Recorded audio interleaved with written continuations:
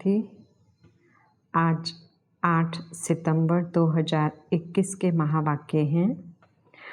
बाबा की मुरली का सार है, मीठे बच्चे, अपने से बड़ों का रिगार्ड रखना यह भी दैवी गुण है। जो होशियार अच्छा समझाने वाले हैं उनको फॉलो करना है। प्रश्न है, सतयुग में कोई भी भक्ति की रस्म रिवाज नहीं होती है, क्यों? बाबा ने कहा, क्योंकि ज्ञान का सागर बाप ज्ञान देकर सद्गति में भेज देते हैं। भक्ति का फल मिल जाता है। ज्ञान मिलने से भक्ति का जैसे डाइवोर्स हो जाता। जब है ही ज्ञान की प्रारब्ध का समय, तो भक्ति तप दान पुण्य करने की ज़रूरत ही क्या। वहाँ यह कोई भी रस्म हो नहीं सकती। ओम शांति। पतित पावन शिव भगवानोवाच। अब बाप बैठ बच्चों को ज्ञान सुनाते हैं। बच्चों को समझाया गया है, जब मैं यहाँ आता हूँ तो पतितों को पावन बनाने के लिए ज्ञान सुनाता हूँ। और कोई यह ज्ञान सिखला ना सके, वह भी भक्ति ही सिखलाते हैं। ज्ञान सिर्फ तुम बच्चे ही सीखते हो, जो तुम अपने को ब्रह्मा कुमार कुमारियाँ समझते हो। दिलवाड़ा मंदिर तुम्हारे सामने खड़ा है, वहाँ भी राजयोग की तपस्या में बैठे हैं। जगत अम्बा भी है, प्रजापिता भी है, कुमारी कन्या अधर कुमारी भी है। बाप राजयोग सिखला रहे हैं, ऊपर में राजाई के चित्र खड़े हैं। बाप कोई भक्ति नहीं सिखलाते हैं, भक्ति ही उनकी करते हैं जो सिखला कर गए हैं। परंतु उनको पता नहीं है कि कौन राजयोग सिखलाए राजाई स्थापन करके गए हैं। तुम बच्चे अभी जानते हो, भक्ति अलग चीज़ है, ज्ञान अलग चीज़ है। ज्ञान सुनाने वाला है ही एक, और कोई सुना ना सके। ज्ञान का सागर एक ही है, वही आकर ज्ञान से पतितों को पावन बनाते हैं। और जो भी सत्संग हैं, उनमें कोई भी ज्ञान नहीं सिखला सकते। भल अपने को श्री श्री 108 जगत गुरु भगवान भी कहते हैं, परंतु ऐसे कोई नहीं कहते हैं कि मैं सबका परम पिता ज्ञान का सागर हूँ। उनको कोई परम पिता तो कहते ही नहीं। यह तो जानते ही हैं कि पतित पावन परम पिता है। ये पॉइंट्स बुद्धि में अच्छी रीति रखनी है। मनुष्य कहते हैं ये ब्रह्मा कुमारियाँ तो भक्ति को डाइवोर्स देती हैं, लेकिन जब ज्ञान मिलता है तो भक्ति को डाइवोर्स देना ही है। ऐसे नहीं, जब भक्ति में जाते हैं तो उस समय यह मालूम पड़ता है कि हम ज्ञान को डाइवोर्स देते हैं। नहीं, वह तो ऑटोमेटिकली रावण राज्य में आ जाते हैं। अभी तुमको समझ मिली है कि बाबा हमको राजयोग सिखला रहे हैं। राजयोग का ज्ञान है, इनको भक्ति नहीं कहेंगे। भगवान ज्ञान का सागर है, वह कभी भक्ति नहीं सिखलाएंगे। भक्ति का फल है ही ज्ञान। ज्ञान से होती है सद्गति। कलयुग के अंत में सब दुखी हैं, इसलिए इस पुरानी दुनिया को दुख धाम कहा जाता है। इन बातों को अभी तुम समझते हो। बाप आया हुआ है भक्ति का फल देने, सद्गति देने। राजयोग सिखला रहे हैं। यह है पुरानी दुनिया, जिसका विनाश होना है। हमको राजाई चाहिए नई दुनिया में, यह राजयोग का ज्ञान है। ज्ञान सिखलाने वाला एक ही परमपिता परमात्मा शिव है। उनको ही ज्ञान सागर कहा जाता है, कृष्ण को नहीं। कृष्ण की महिमा ही अलग है। ज़रूर आगे जन्म में ऐसा कर्तव्य किया है जो प्रिंस बना है। अभी तुम जानते हो हम राजयोग का ज्ञान ले नई दुनिया में स्वर्ग का प्रिंस प्रिंसेस बनेंगे। स्वर्ग को सद्गति, नरक को दुर्गति कहा जाता है। हम अपने लिए राज्य स्थापन कर रहे हैं।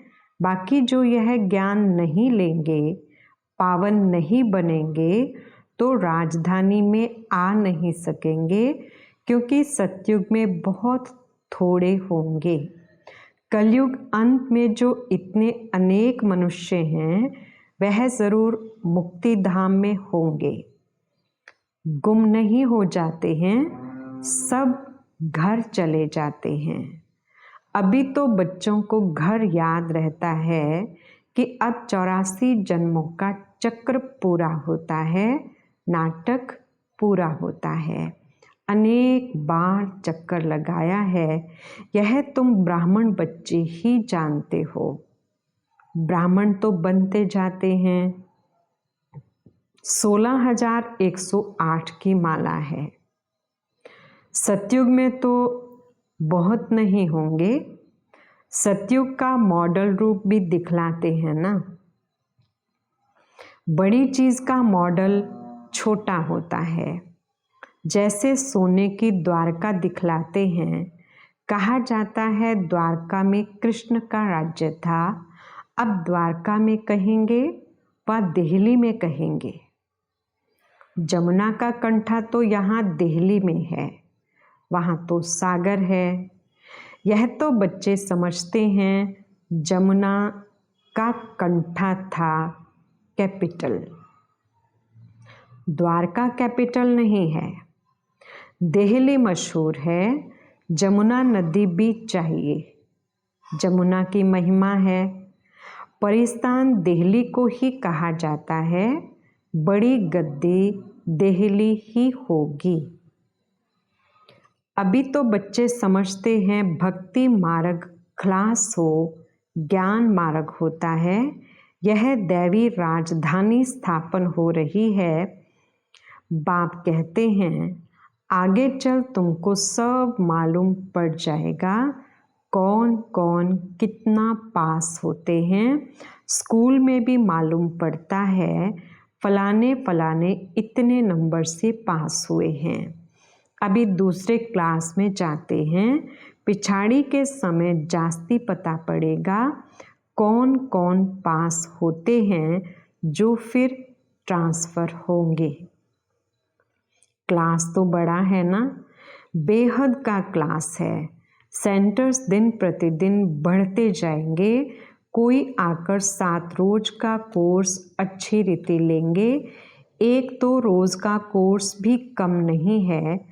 देखते हैं कलयुग का विनाश सामने खड़ा है। अब सतो प्रधान बनना है। बाप ने कहा है बुद्धि योग मेरे से लगाओ तो सतो प्रधान बन जाएंगे, पवित्र दुनिया में आएंगे। पार्ट तो ज़रूर बजाना ही है। जैसे ड्रामा में कल्प पहले पार्ट बज चुका है। भारतवासी ही राज्य करते थे, फिर वृद्धि को पाया है। झाड़ वृद्धि को पाता जाता है। भारतवासी देवी देवता धर्म वाले हैं, परंतु पावन ना होने के कारण उन पावन देवताओं को पूजते हैं। जैसे क्रिश्चियन लोग क्राइस्ट को पूजते हैं। आदि सनातन देवी देवता धर्म है। सतयुग में सतयुग की स्थापना करने वाला है बाप। बरोबर सतयुग में इन देवताओं का राज्य था, तो जरूर एक जन्म पहले इन्होंने पुरुषार्थ किया होगा। ज़रूर वह संगम ही होगा। जबकि पुरानी दुनिया बदल नई दुनिया होती है, कलयुग बदल सतयुग आना है, तो कलयुग में पतित होंगे। बाबा ने समझाया है, यह लक्ष्मी नारायण का चित्र बनाते हो व लिटरेचर छपाते हो तो उसमें लिख देना चाहिए कि इन्होंने इस सहज राजयोग के ज्ञान से आगे जन्म में यह पुरुषार्थ किया है। सिर्फ राजा रानी तो नहीं होंगे, प्रजा भी तो बनती है ना। अज्ञान में तो कुछ भी मनुष्य नहीं जानते, सिर्फ पूजा करते रहते हैं। अभी तुम समझते हो वे लोग पूजा करते हैं तो सिर्फ लक्ष्मी नारायण को ही देखते रहते, ज्ञान कुछ भी नहीं। लोग समझते हैं भक्ति बिगर भगवान ही नहीं मिलेगा। तुम किसको कहते हो भगवान आया हुआ है तो तुम पर हंसते हैं। भगवान तो आएगा कलयुग के अंत में, अभी कहाँ से आया। कलयुग के अंत में भी क्यों कहते हैं यह भी समझते नहीं। वह तो कृष्ण को ले गए हैं द्वापर में। मनुष्यों को जो आता है सो बोल देते हैं बिगर समझ के। इसलिए बाप कहते हैं तुम बिल्कुल ही बेसमझ बन गए हो। बाप को सर्वव्यापी कह देते हैं। भक्ति बाहर से तो बहुत खूबसूरत दिखाई पड़ती है, भक्ति की चमक कितनी है। तुम्हारे पास तो कुछ भी नहीं है। और कहाँ भी सत्संग आदि में जाएंगे तो आवाज़ जरूर होगा, गीत गाएंगे। यहाँ तो बाबा रिकॉर्ड भी नहीं पसंद करते। आगे चल शायद यह भी बंद हो जाए। बाप कहते हैं इन गीतों आदि का सब सार तुमको समझाता हूँ, तुम अर्थ जानते हो। यह पढ़ाई है, बच्चे जानते हैं हम राजयोग सीख रहे हैं। अगर कम पढ़ेंगे तो प्रजा में चले जाएंगे। इसलिए जो बहुत होशियार हैं उनको फॉलो करना चाहिए, क्योंकि उनका पढ़ाई में अटेंशन जास्ती है तो उससे फ़ायदा होगा। जो अच्छा समझाने वाले हैं उनसे सीखना चाहिए। जो अच्छा समझाते हैं उनको सेंटर्स पर याद करते हैं ना। ब्रह्मा कुमारी तो बैठी है, फिर कहते हैं फलानी आए, समझते हैं यह बड़ी होशियार है। ऐसे हैं तो उसका फिर आदर भी करना पड़े। बड़े का फिर रिगार्ड भी ऐसा रखना होता है। यह ज्ञान में हमारे से तीखे हैं, ज़रूर इनको ऊंच पद मिलेगा। इसमें अहंकार नहीं आना चाहिए। बड़े की बड़ी इज्जत होती है, प्रेसिडेंट की ज़रूर जास्ती इज्जत होगी। हर एक की नंबरवार इज्जत होती है, एक दो का रिगार्ड तो रखेंगे ना। बैरिस्टर में भी नंबरवार होते हैं। बड़े केस में बड़ा होशियार वकील लेते हैं। कोई कोई तो लाख रुपए का भी केस उठाते हैं। नंबरवार ज़रूर होते हैं। हमसे होशियार हैं तो रिगार्ड रखना चाहिए। सेंटर संभालना है, सब काम भी करना है। बाबा को सारा दिन ख्यालात रहते हैं ना, प्रदर्शनी कैसे बनाई जाए, पूरा अटेंशन देना है। हम तमो प्रधान से सतो प्रधान कैसे बने, बाप आए ही हैं सतो प्रधान बनाने। पतित पावन बाप ही है। यहाँ फिर कहते पतित पावनी गंगा, उसमें जन्म जन्मांतर स्नान करते आए हैं। पावन तो कोई भी बना नहीं है। यह सब है भक्ति। जबकि कहते हैं हे पतित पावन आओ, वह आएगा तो जरूर संगम पर, और एक ही बार आते हैं। हर एक की अपनी अपनी रस्म रिवाज है। जैसे नेपाल में अष्टमी पर बलि चढ़ाते हैं, छोटे बच्चे को हाथ में बंदूक दे चलवाते हैं, वह भी बलि चढ़ाएंगे। बड़ा होगा तो एक धक से बछड़े को काट देगा। कोई ने कम धक लगाया, एक धक से ना मरे तो वह बलि नहीं हुई, वह देवी पर नहीं चढ़ाएंगे। यह सब है भक्ति मार्ग। हर एक की अपनी अपनी कल्पना है। कल्पना पर फॉलोअर्स बन जाते हैं। यहाँ फिर यह नई बातें हैं, इनको तो बच्चे ही जान सकें। एक ही बाप बैठ सृष्टि के आदि मध्य अंत का ज्ञान सुनाते हैं। तुमको खुशी रहती है। हम स्वदर्शन चक्रधारी हैं और कोई समझ ना सके। तुमको सभा में हम कहेंगे सर्वोत्तम ब्राह्मण कुलभूषण स्वदर्शन चक्रधारी, तो इसका अर्थ तुम समझेंगे। नया कोई होगा तो मूंझ जाएगा कि ये क्या कहा। स्वदर्शन चक्रधारी तो विष्णु है। यह नई बात है ना, इसलिए तुम्हारे लिए कहते हैं बाहर मैदान में आओ तो पता पड़े। तुम्हारा है ज्ञान मार्ग। तुम 5 विकारों पर जीत पाते हो।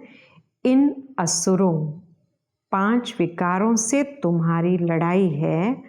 तुम फिर देवता बनते हो और कोई लड़ाई की बात नहीं होती। जहाँ असुर हैं वहाँ देवताएं होते नहीं। तुम हो ब्राह्मण, देवता बनने वाले, जो पुरुषार्थ कर रहे हो। रुद्र ज्ञान यज्ञ में ब्राह्मण जरूर चाहिए, सिवाय ब्राह्मणों के यज्ञ होता नहीं। रुद्र है शिव। फिर कृष्ण का नाम कहाँ से आया? तुम दुनिया से बिल्कुल ही न्यारे हो और तुम कितने थोड़े हो। चिड़ियाओं ने सागर को हप किया। शास्त्रों में दंत कथाएं कितनी हैं। बाप कहते हैं अब वह सब भूल मामेकम याद करो। आत्मा ही बाप को याद करती है। बाप तो एक है ना। हे परमात्मा व प्रभु कहते हैं तो उस समय लिंग भी याद नहीं आता है। सिर्फ ईश्वर व प्रभु कह देते हैं। आत्मा को बाप से आधा कल्प का सुख मिला हुआ है तो फिर भक्ति मार्ग में याद करती है। अभी तुमको नॉलेज मिली है आत्मा क्या है, परमात्मा क्या है।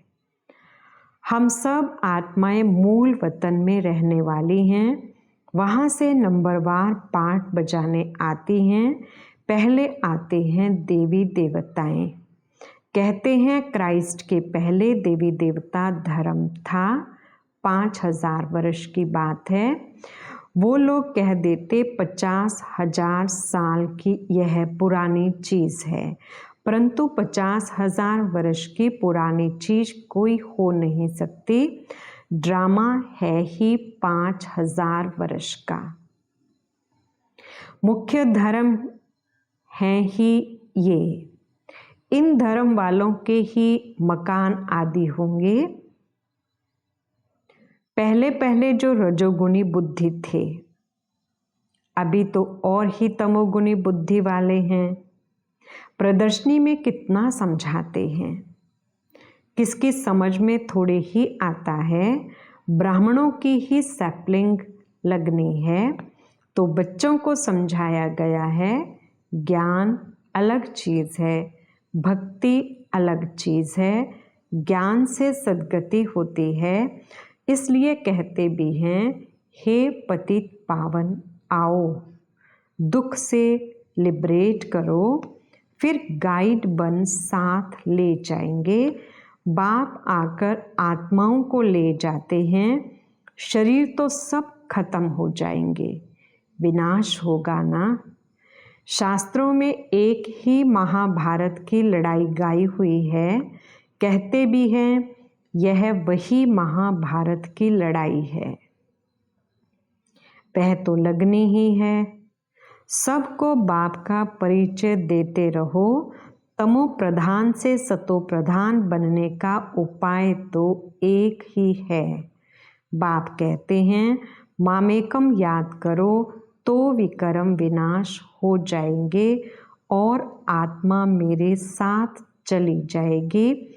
सबको संदेश देते रहो तो बहुतों का कल्याण होगा। अच्छा, मीठे मीठे सिकिलधे बच्चों प्रति माता पिता बाप दादा का याद प्यार और गुड मॉर्निंग। रूहानी बाप की रूहानी बच्चों को नमस्ते। हम रूहानी बच्चों की रूहानी बाप दादा को याद प्यार गुड मॉर्निंग और नमस्ते जी।